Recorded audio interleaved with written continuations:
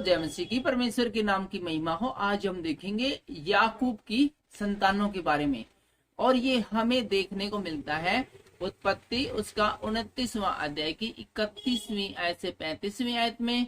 और ये नेक्स्ट जो अध्याय है वो क्रॉस कर जाता है, और इसी बारे में बात करते हैं हम। इससे अगला अध्याय उत्पत्ति उसका 30वां अध्याय की पहली आयत से लेकर और 24वीं आयत तक भी पढ़ने वाले हैं। आपके पास बाइबल है तो हमारे साथ निकाल लीजिए उत्पत्ति उसका 29वां अध्याय की 31वीं आयत से लेकर, और इसको हम कंप्लीट कर देंगे 35वीं आयत तक। और इसके साथ साथ हम 30वां अध्याय भी पहले आयत से लेकर उसकी 25वीं आयत तक पढ़ेंगे।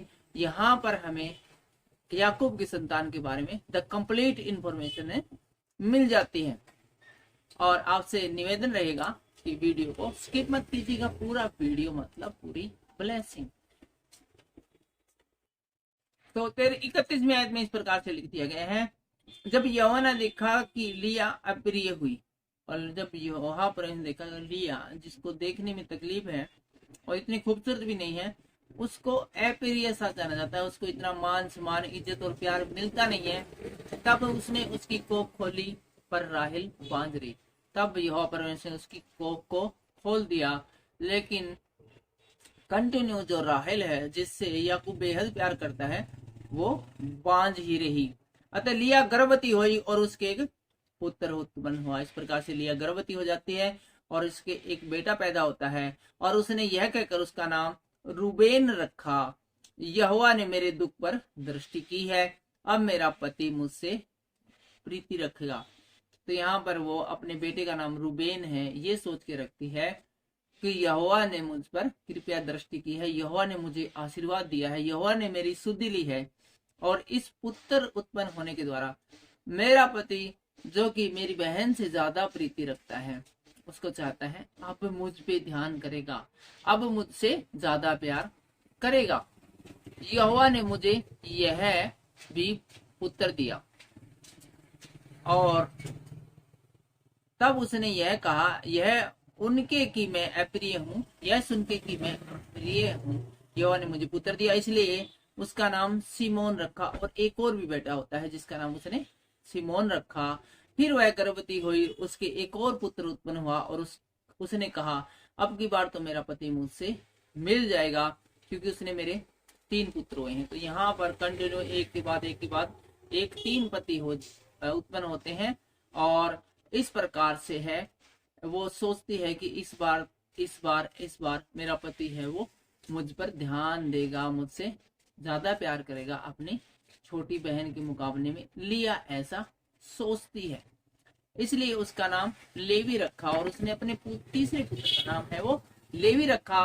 और फिर वह गर्भवती हुई और उसके एक और पुत्र उत्पन्न हुआ, और उसने कहा अब की बार तो मैं यहोवा का धन्यवाद करूंगी, इसलिए उसने उसका नाम यहूदा रखा। तब उसकी कोख बंद हो गई। तो यहाँ पर हम देखते हैं कि लिया के एक के बाद एक 4 पुत्र है वो उत्पन्न होते हैं, और उसके बाद उसकी कोख है वो बंद हो जाती है। और आगे हम 30वें जो अध्याय है, उत्पत्ति का 30वां अध्याय है, वहां पहुंच गए हैं। और वहां पर लिखा है पहली आयत में, जब राहेल ने देखा कि याकूब के लिए मुझसे कोई संतान नहीं होती, तब वह अपनी बहन से डाक करने लगी और याकूब से कहा। फिर उसने देखा कि यार मेरे तो कोई संतान नहीं हो रही, राहेल ने देखा, तब वो अपनी जो बहन है, बड़ी बहन लिया, उससे वो चलने लगी कि इसके 4 पुत्र हो गए और मेरे कोई संतान नहीं हो रही, मैं बांझ हूँ। और इसलिए उसने याकूब से कहा मुझे भी संतान दे, नहीं तो मैं मर जाऊंगी। और वो अपने पति से कहती है मुझे भी संतान दे, नहीं तो मैं मर जाऊंगी। तब याकूब ने राहेल से क्रोधित होकर कहा क्या मैं परमेश्वर हूँ, तेरी कोख तो उसी ने बंद कर रखी। बोले तू पागलों वाली बात कैसे करती, जाहिलों वाली बात है कैसे करती है, मैं क्या परमेश्वर हूँ जो तुझे पुत्र दूं या बेटा दूं, तेरी कोख तो परमेश्वर ने बंद कर रखी है। राहेल ने कहा अच्छा मेरी दासी बिला हाजिर है, उसी के पास जा, वह मेरे घुटनों पर जनेगी और उसके द्वारा मेरा घर भी बसेगा।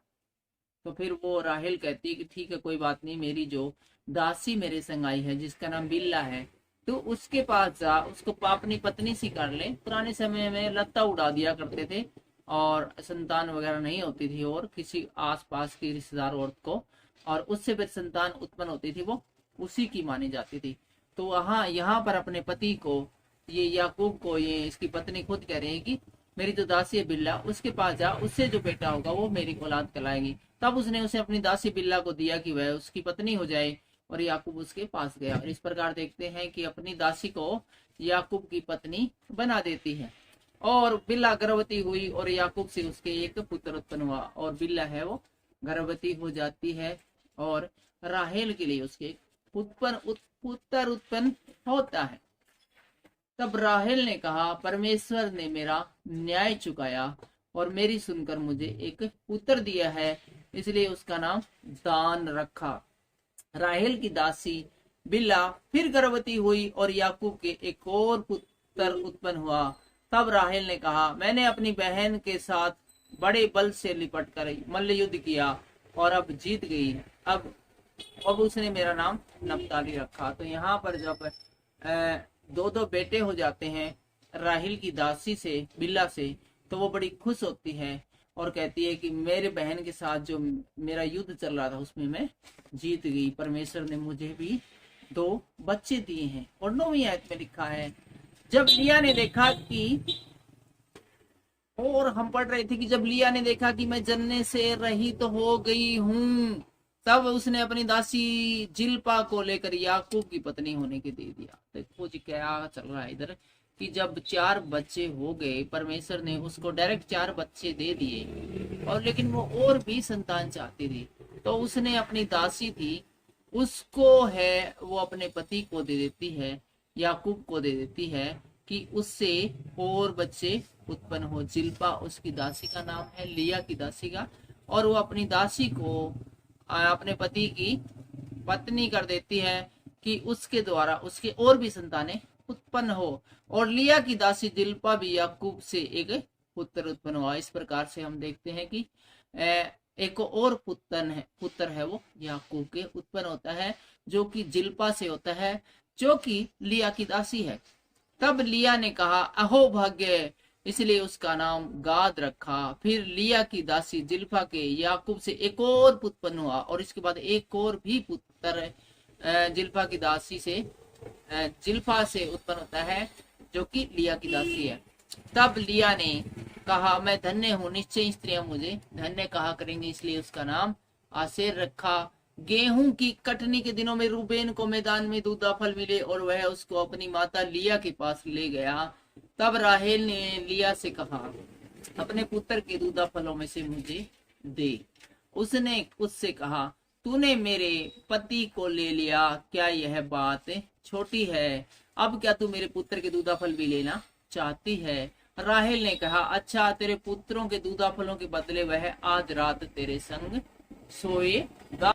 और 16वीं आयत में कहते हैं, सांझ को जब याकूब मैदान से आ रहा था, तब लिया उससे भेंट करने को निकली और कहा, मुझे तुझे मेरे ही पास आना होगा, क्योंकि मैंने अपने पुत्र के दूधा फल देकर सचमुच तुझे मोल लिया है। तब वह उस रात को उसी के संग सोया।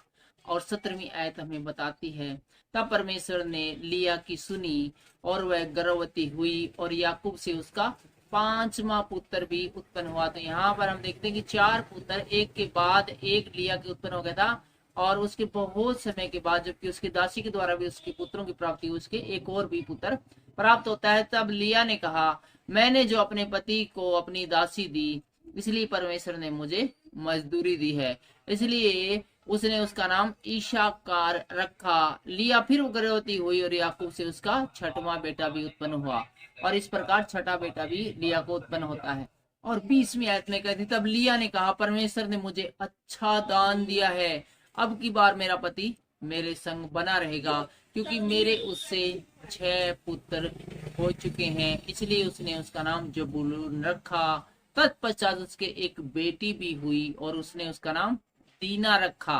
परमेश्वर ने राहिल की भी सुधि ली और उसकी सुनकर उसकी कोख खोली। और यहाँ पर हम देखते हैं कि राहेल की भी परमेश्वर सुधि लेता है और राहेल की कोख भी खोल दी जाती है परमेश्वर के द्वारा, इसलिए वह गर्भवती हुई और उसको एक पुत्र का जन्म हुआ।